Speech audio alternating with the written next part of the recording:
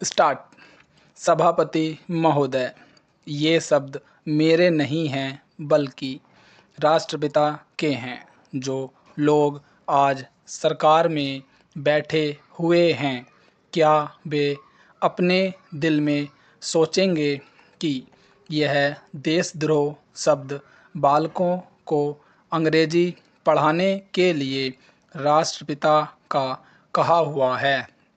आज 54 वर्ष देश को स्वतंत्र हुए हो गए हैं, लेकिन राष्ट्रपिता की इस बात पर आज तक ध्यान नहीं दिया गया है।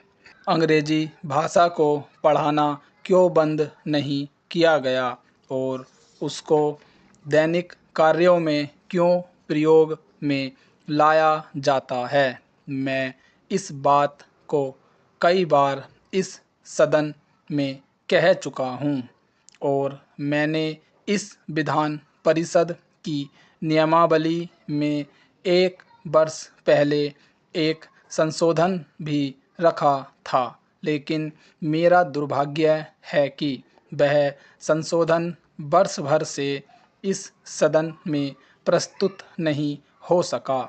मेरी अपनी राय है कि कम से कम दैनिक कार्यों के लिए यदि सरकार अंग्रेजी भाषा पर बंधन लगा दे तो बहुत अच्छा हो और जो यह अनुशासनहीनता है वह भी समाप्त हो जाए।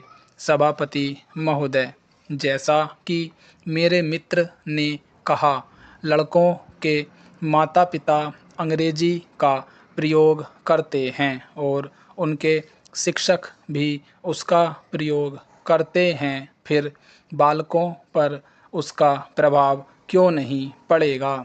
मैं उनसे सहमत हूँ कि बालकों में नकल करने की आदत होती है, जैसा वे अपने बड़ों को करते देखते हैं वैसा ही वे करते हैं। अगर हम कोई बुरा काम करेंगे तो उसका प्रभाव बालकों पर अवश्य पड़ेगा। आप देखेंगे कि जिस मनोवृत्ति के माता पिता और शिक्षक होते हैं, उसी प्रकार के बालक भी होते हैं। हम दूसरों को तो परामर्श दे देते हैं, लेकिन स्वयं उस पर अनुपालन नहीं करते।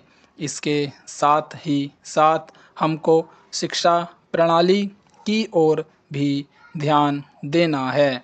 शिक्षा के जिन तरीकों को आजकल अपनाया जा रहा है वे वास्तव में लाभकारी नहीं हैं। सरकार की ओर से इस प्रकार का आदेश होना चाहिए कि 14 वर्ष तक बालकों को अपनी मातृभाषा में ही शिक्षा दी जाएगी और दैनिक कार्यों में भी अंग्रेजी का प्रयोग नहीं होगा।